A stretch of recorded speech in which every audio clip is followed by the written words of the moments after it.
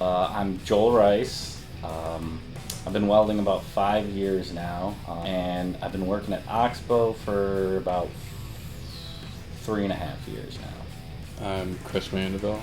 I've been welding for about 15 years, and I've been welding here at Oxbow for 10 years now. We make products that make the farmer's job easier. We make hay mergers, pea combines, corn harvesters, and sprayers.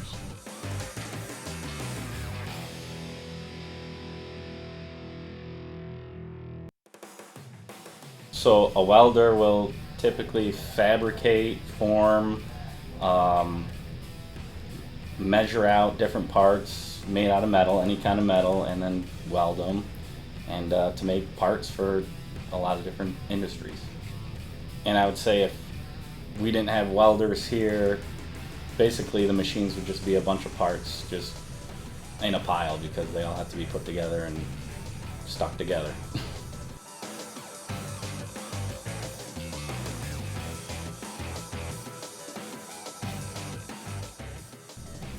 Well, first and foremost, it'd be to weld.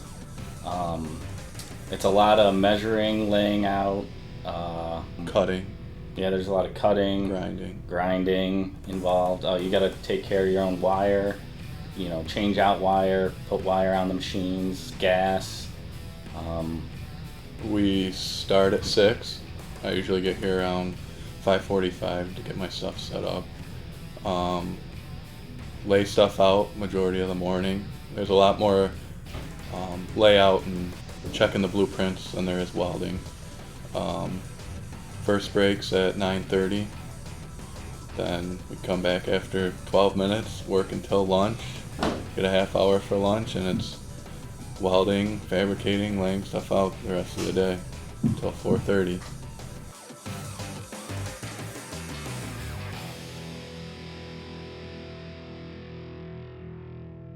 After high school, I knew I didn't want to go to college, so I actually joined the Marine Corps. Did 4 years, and I think I was talking to somebody before I got out that mentioned welding, and so I was just thinking to myself, maybe I'll try and do that when I get out. So I got out and found a vocational school in Rochester, Rochester Arc and Flame. I took that, which is only about a semester long, and found out I really enjoy it, and started working here a couple months later. I started taking welding in high school through our agriculture program in 8th grade. I took welding and advanced welding, and then over time I would pop into the ag shop and weld when I had free time, and I thought I had a knack for it. So when I graduated, I went to Alfred State for 2 years, and then after graduating there, this was the first place I applied, and they hired me, and I've been here ever since.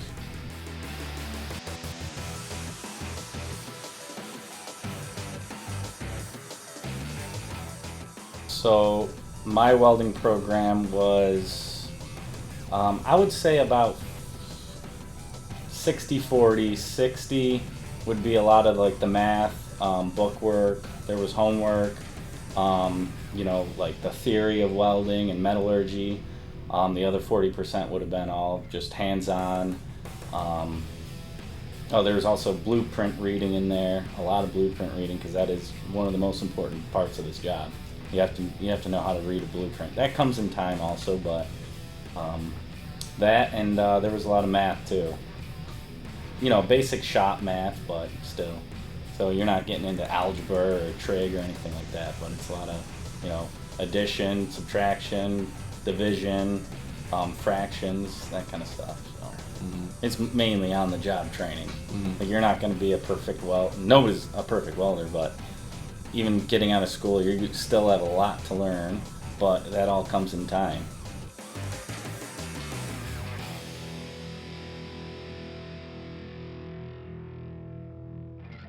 The classes in high school that, looking back now, really helped were definitely math. That was one of the biggest ones because we use math a lot here.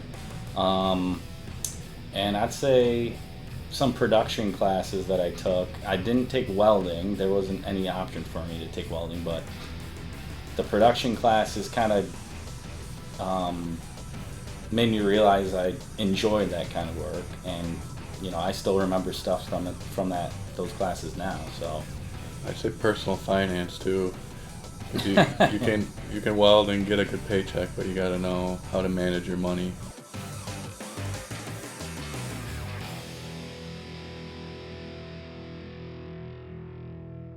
I would say attention to detail. You definitely want to have good attention to detail. You have to be punctual, be on time, show up every day. Um, you have to have, Don't be attached to your phone. you know, Most shops don't like that. you have to be patient because you're gonna mess something up, and there's no way around it. You're gonna have to fix it.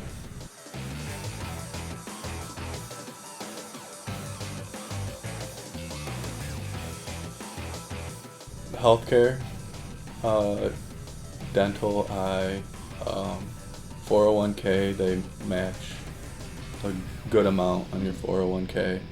If you go to them and get approved for schooling, they'll reimburse that. They send you for training when needed. And I think the big benefit is working and learning from everybody else out there. Because a lot of the stuff that I learned probably half of the stuff I know in college and half of it here. Very competitive pay. Welders get, you could be comfortable for sure.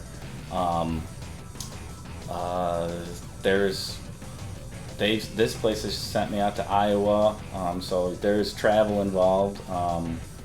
Sometimes if you want to. So I went out for 3 weeks and learned a lot and helped those guys out there. Paid time off.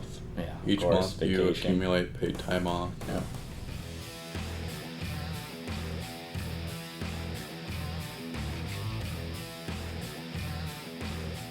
Thing I like most about being a welder is the feeling of accomplishment. When you come in the morning and there's a pile of parts there, by the end of the day, you got a part that is a finished product, and it just feels good to, say like I just built all that. Or even when I'm driving down the road and I see one of our machines, like that's pretty cool. I just, I made one of those, or I probably made that one. So it's kind of cool. I still pull over and watch the machines that are out in the Yeah. field working every time I drive by.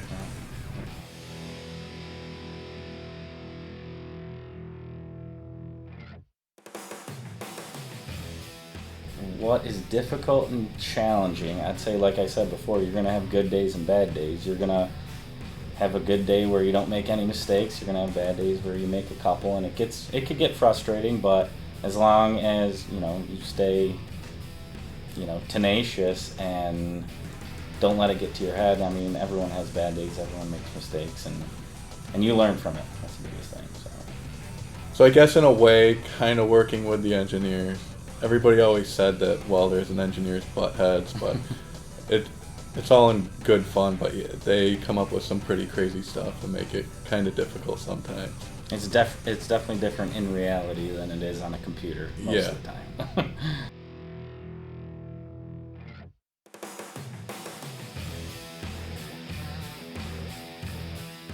Yeah, I would have told my younger self to better prepare for welding is to, as soon as possible, just start welding. Try and find, an uncle or a friend that has a welder and just grab some scrap and practice, because a lot of it is just experience and how long you've been doing it.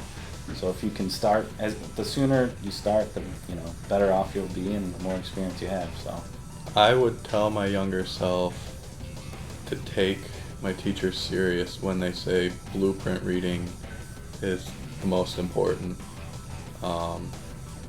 And again, pay attention to fractions and decimals because you use it every single day.